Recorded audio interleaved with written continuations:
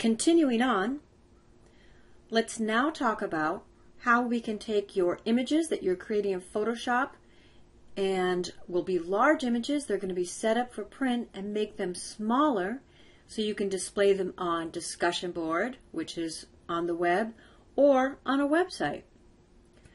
For your printed image assignment, I said size didn't really matter.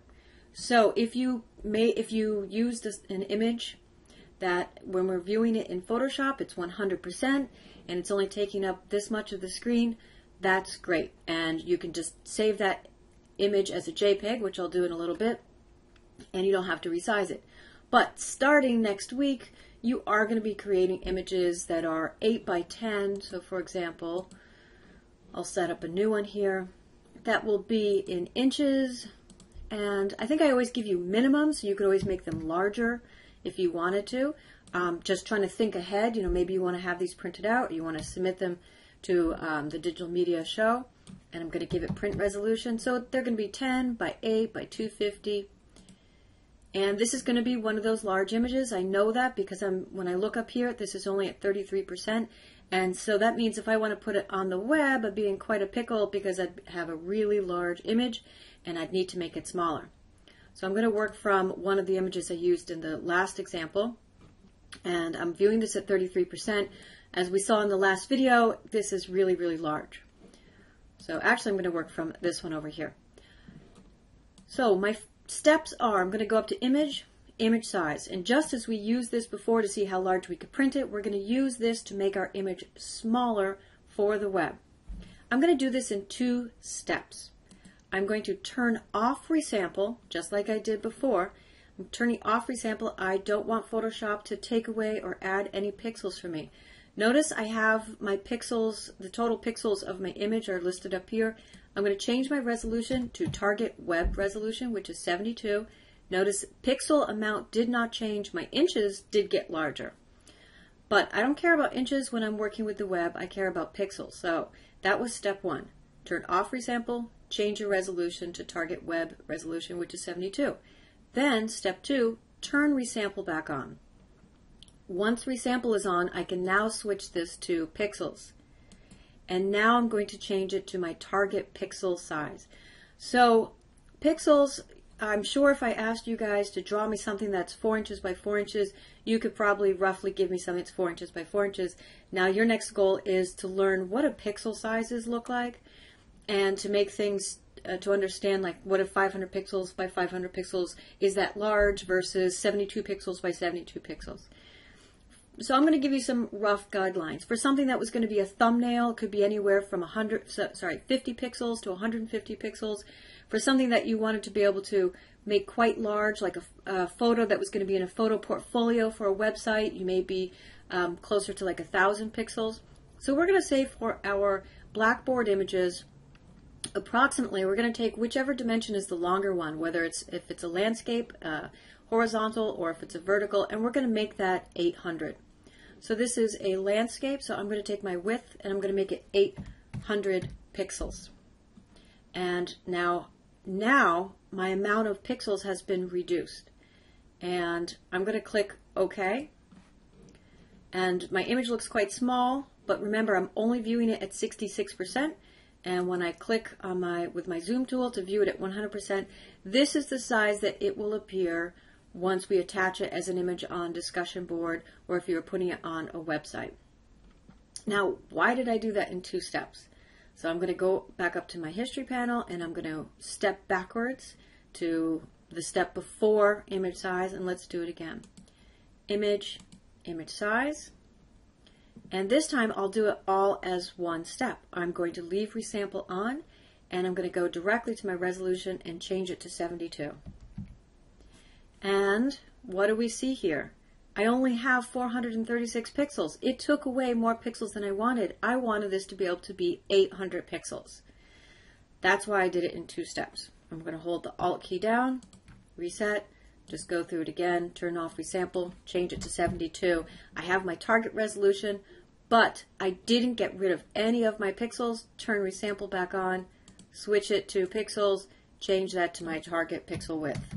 All right, I would say just practice it, do it like open a bunch of images and just keep doing it over and over again for repetition to do the 2 steps. And click OK. So now I have it the correct size, and the next step is saving it. So I could do File, Save As, and for discussion board or for the web, I want to save it as a JPEG, and that stands for Joint Photographic Group, Expert Group. And so that is something that is an algorithm that has been set up to compress your image and to make it smaller, but ideal for photographs. So I could choose that, and I want to make sure I'm saving it in my Dart 100 folder, and I'm going to hit Save. And then you're going to get this pop-up window that says, what quality do you want? And there's a drop down here, maximum, high, and notice as I'm changing high, it changes the slider here, and I could choose medium, that's quality 5, and low. So the problem with this is it's not showing me how different does it look if I choose quality low or quality maximum. I'm not getting a preview to see the difference. So this is okay if you're very familiar with Photoshop, and what I would suggest is just choosing high, and you don't need maximum, and then you're going to hit Save, and it's going to save it as a JPEG. So this will not override your Photoshop file because it is a different format. But just in case, you may want to change the name when you're resizing your image, so that you don't end up making your original Photoshop file a smaller image. But another method you could use is File, Export, SaveForWeb. And I like this one because it gives you that preview. It lets you see how will your image look at the different qualities. So the first thing I have to do is go over to the file format and switch it to JPEG, because that's what photos are good for.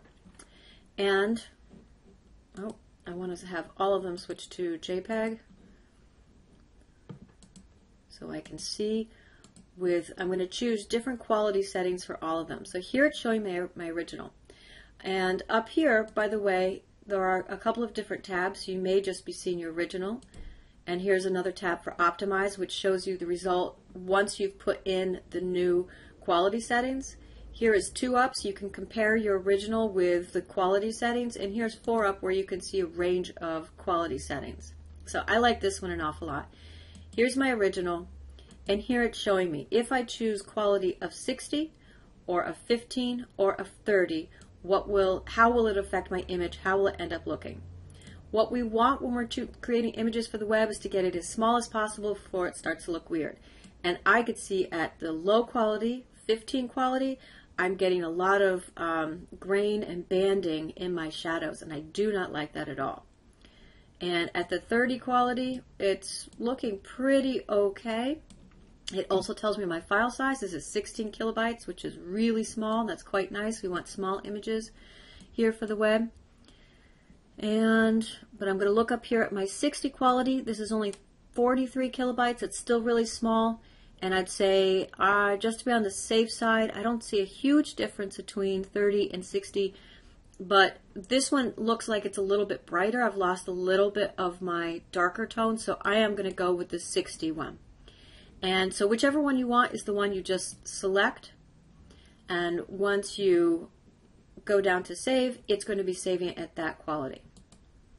So save, and then again it's asking you where to save it. So I'm not going to go through those steps again, because that's just quite simply saving it. Okay, so you can really do either one of those. Either one is fine. You could do the file, save as, and then choose JPEG and go and choose like high, I think would be appropriate. Or you can do the export, and so you can see what the results will look. Either one will work.